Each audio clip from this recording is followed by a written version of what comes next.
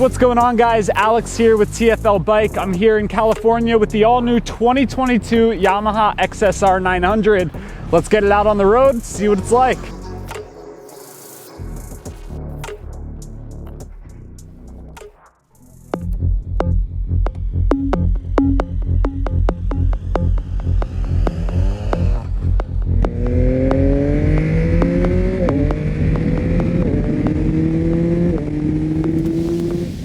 So here we are on the all-new 2022 Yamaha XSR900. This is Yamaha's naked sport heritage motorcycle. And they've made a ton of changes for this year. All new style, new engine, new chassis, new suspension, lots of added tech. There's a lot to go through here. About a year ago, Yamaha refreshed and updated their MT-09, which this bike is based on. And that video is linked down in the description below, but I was really impressed with that bike. It felt like a completely different bike and a major step up from the old MT-09. And we knew it was only going to be a matter of time before Yamaha brought those same changes to the XSR900. It took them about a year, but it's finally here. Now, just like the MT-09 from last year, this is basically an all-new bike.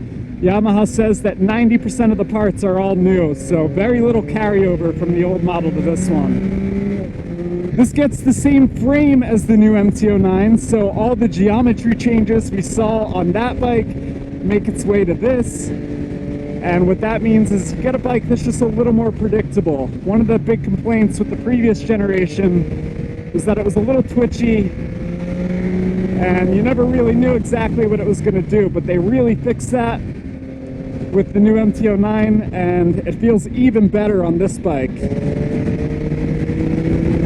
This bike has a longer swing arm than the MT-09 by about 2 inches, so it feels more stable. And this is a pretty tight road. You'd think that with the longer swing arm, it's not going to be as tossable as the MT-09. And yeah, the MT-09 is probably a little more flickable than this bike, going back and forth in the corners, but I don't think most people are going to be racing this bike, and on this tight road, it's handling really well. Now, some of the other changes, suspension is a big one. That was always one of the complaints with the previous generation, was that it was a little bit too soft. They've stiffened up the suspension on this. Fully adjustable forks up front. You have a rear shock that's adjustable for preload and rebound. And yeah, this suspension's even stiffer than what you'd find on the new MT-09. And I like a stiff suspension on a bike, especially when you're pushing it through the corners like this. So suspension is greatly improved. Now there's also the engine. This uses, again, the same engine as that new MT-09. It's an 890cc CP3 inline 3-cylinder from Yamaha.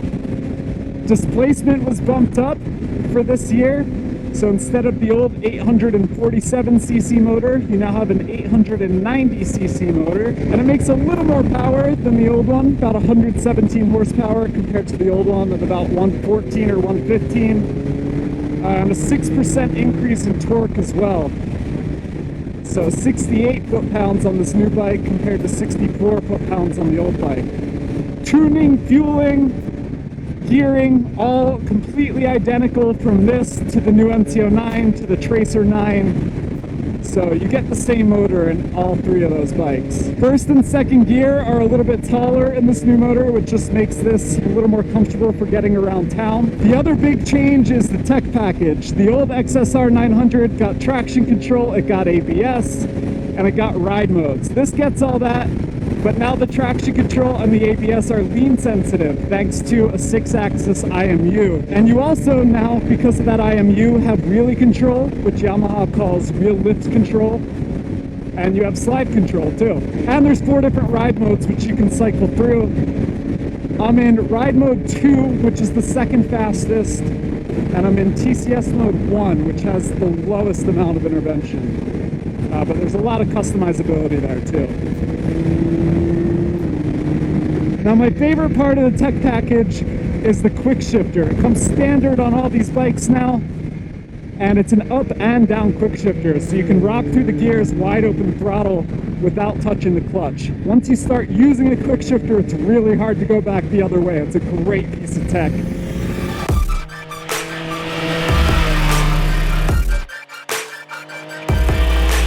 All right, so let's take a look at the design of this new bike. I think it's pretty stunning, especially in this bright blue color, but they also make a more subtle black version. But I think this is the one to get if you're gonna buy this bike.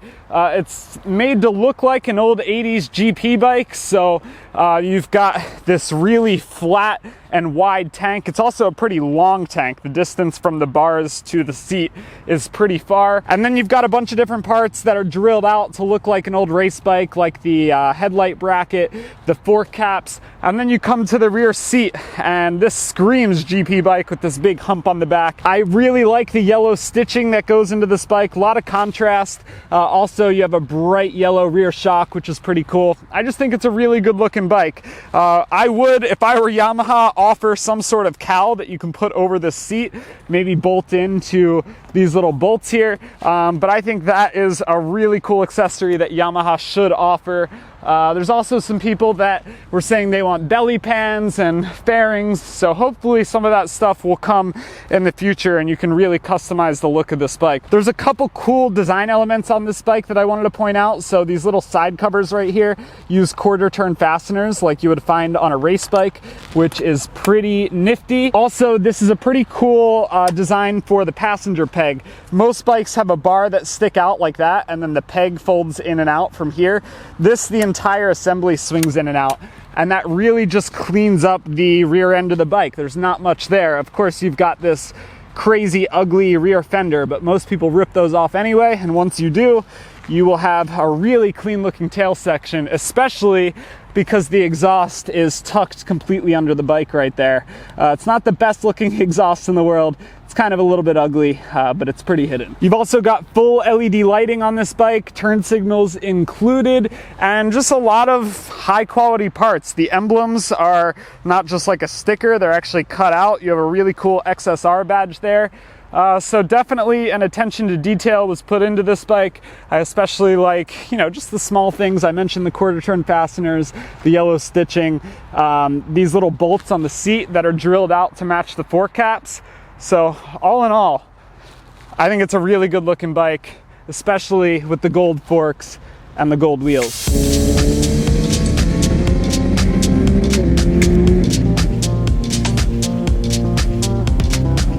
Now, if you parked this bike next to the new MT-09, you might think at first glance that they're the same bike with different bodywork, and that's definitely not true. Obviously, the whole rear subframe is different to support the look of this different bike, to hold up the different bodywork, but the riding position is very different. I'm kind of sitting in this bike, whereas the MT-09, I feel like I'm sitting on top of it. I'm hunched over a little bit more of a sporty position, more of a reach to the bars than the MT-09. Also, swing arm is about 2 inches longer on this bike than the MT-09, so handling's a little bit different. Front wheel doesn't like to pop up quite as easily on this like it does on the MT-09. And then suspension. The suspension's a lot stiffer on this compared to the MT as well.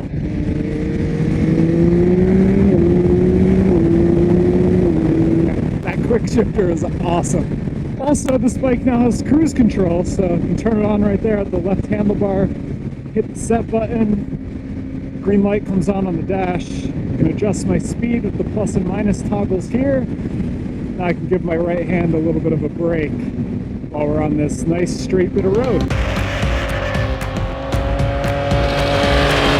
Here's the new 890cc CP3 engine, so a little more displacement than the outgoing bike. You've got this cool looking kind of bronze engine cover on the left side of it. Come over here to the right side just to give you a peek. 90% all new parts in this bike. There were a ton of changes made to this engine when you compare it with the outgoing model. Way too many changes for me to go through in one video. But what I can tell you is that it's got a little more power, it's got a little more torque, and it's still a great motor. In case you were curious about the tank, it's a 3.7 gallon tank, and Yamaha says that this should get 49 miles per gallon. Even with all the changes, Yamaha was able to cut down the wet weight of this bike by 5 pounds, which is pretty impressive. It's also thanks to these new spin forged wheels that they're putting on their bikes. For suspension, you have fully adjustable forks up front. The rear shock, which is really hard to see from the right side of the bike, get a better angle at it over here on this side. That's adjustable for preload and rebound. And then as far as brakes go, you do have cornering ABS like I mentioned on the road, but the discs and the calipers, pretty similar setup to what we saw on the last model, but you do have a new Brembo master cylinder on this new model. For tires, you're looking at a Bridgestone Battle Axe Hypersport S22, 180 width rear,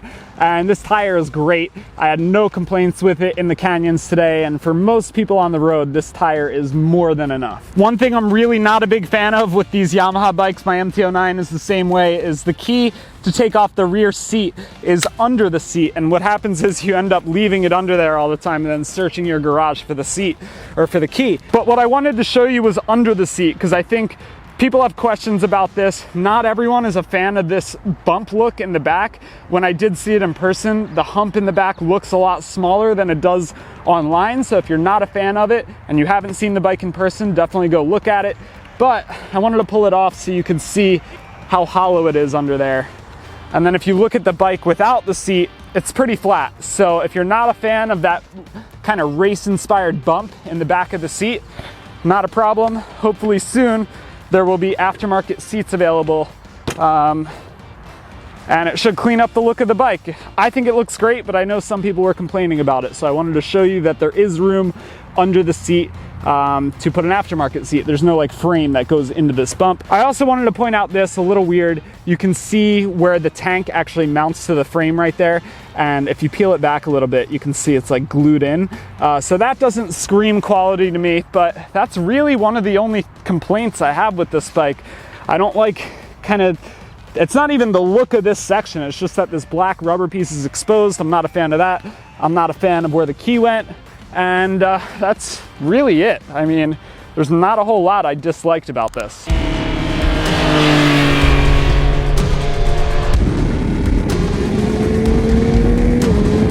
This 3-cylinder engine from Yamaha is such a good engine for a bike like this and for roads like this, doing canyon rides. That's why I bought one in the MT-09, is because I love doing canyon rides. And this bike is a canyon beast. You take an already great motor, you make it a little smoother, a little more refined, give it more power, more torque. There's not much you can complain about. And the reason I love these inline 3s from Yamaha so much is they've got gobs of torque. So this road switches back pretty often, and I don't need to be super precise with my gear choice. I'm riding most of these roads in 3rd gear right now. But if you're in the wrong gear, like for example, I'll shift up in the 4th here, and you know, you can let the RPMs kind of drop down, and you'd think the bike would be sluggish, but you twist the throttle, get lots of intake noise, and it takes off. Yeah, this is a hoot. I don't really think there's anything wrong with how the bike rides. There's a few nitpicky things design-wise that I would change if I were a Yamaha designer, but the engine's fantastic, suspension's really good, major step up from the outgoing naked bikes that Yamaha's had in their lineup for a few years, and the brakes are really good too. This has a new Brembo master cylinder up front, and this is a quick bike, but it's quick to stop too.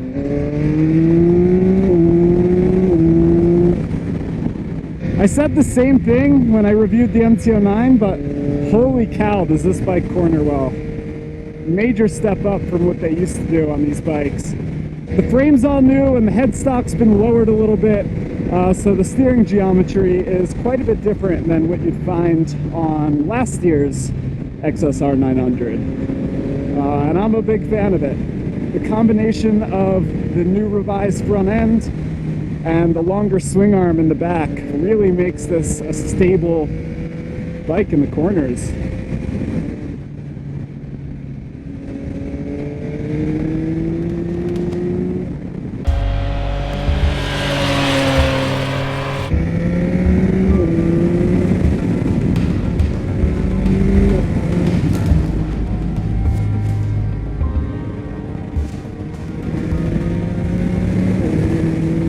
I'm gonna say something that's probably gonna light a fire in the comments, but I'm gonna say it anyway. I hate these bar end mirrors. It's the first time Yamaha's ever put a bar end mirror on one of their bikes. I understand it, they look great, they work well. You can actually see out of them without just staring into your shoulder, and they come on the bike. A lot of companies are charging hundreds for mirrors like this, but they don't work for me. I've got a bad right wrist, and I kind of like to grip the throttle out at an angle like that, like I'm riding a dirt bike almost. Saves my wrist on longer rides. So if I owned this bike, I would rip those mirrors right off. The good news is it does look like it still has the traditional mirror stays, or the threaded holes for the mirrors, so you could screw in an old style mirror right there. So most people are gonna love these, but for me, not so much.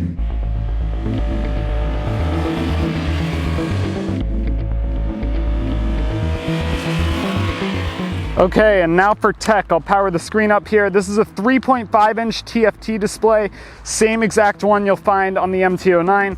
It's a little bit small, and it reminds you it's small because there's so much bezel around it, and I think it could be a little bit brighter, but besides that, it gives you all the info you need, and it's pretty easy to use once you figure it out. So you have your tach, speedometer, gear position indicator, quick shift indicator right there. These two bars right here, everything in the middle of the two bars is configurable. So if you hit this little menu wheel here, you can see I can change what it's displaying there. So I can go through different settings. I like to know how much fuel I have remaining, so I'm gonna leave it on that. And you can do the same thing up there as well.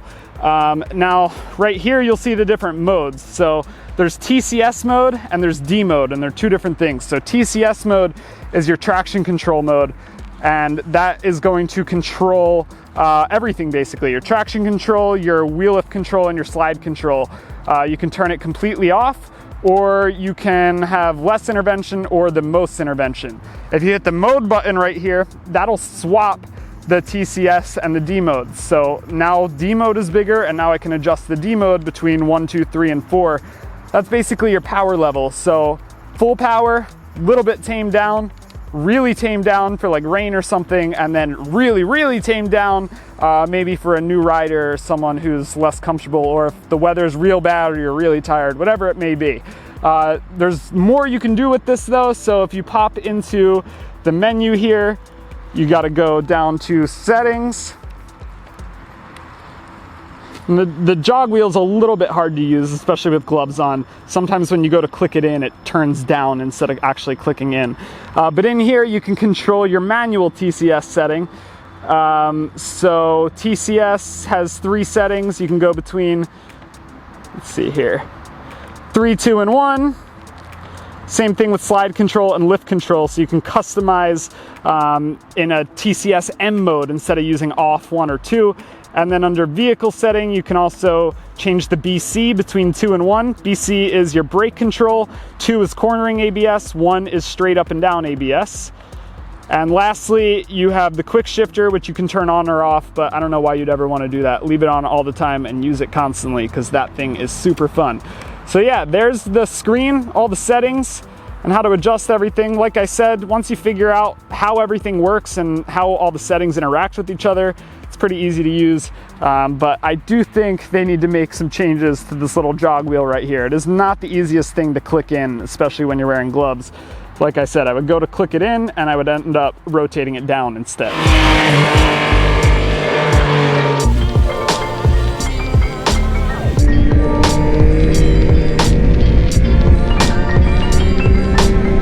I love the sounds this bike makes. A lot more induction noise than the last generation of this engine.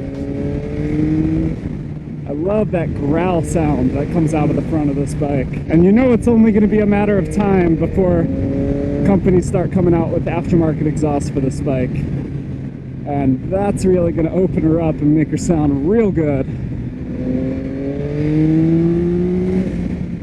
So it's safe to say that I'm a big fan of this new XSR900. It feels like a major step up from the outgoing generation. And if you're looking for a new naked upright sport bike, definitely give this one a look.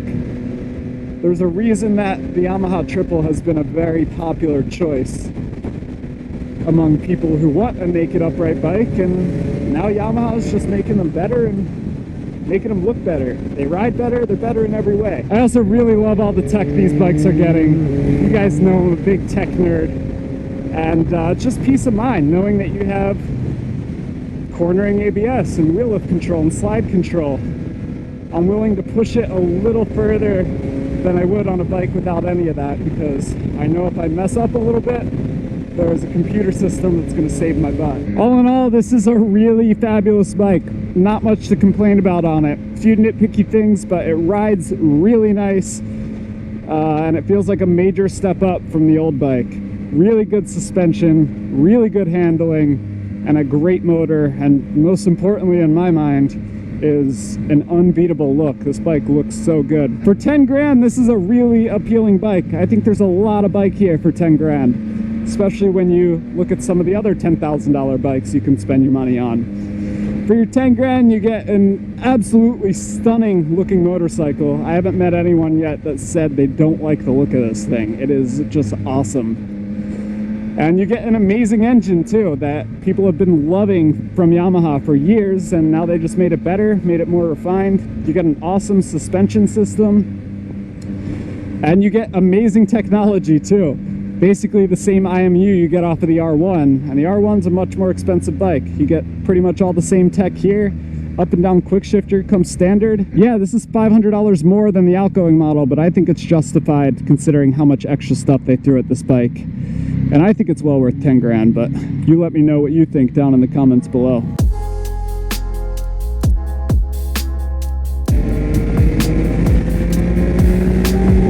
So there you have it, the 2022 Yamaha XSR900.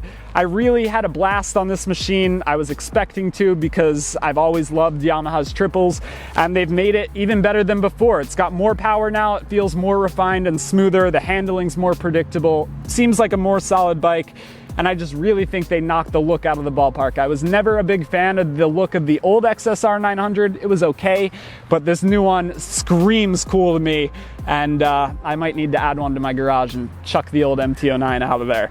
But anyway, thanks for watching. Let me know what your thoughts are down in the comments below, and I'll catch you in the next video.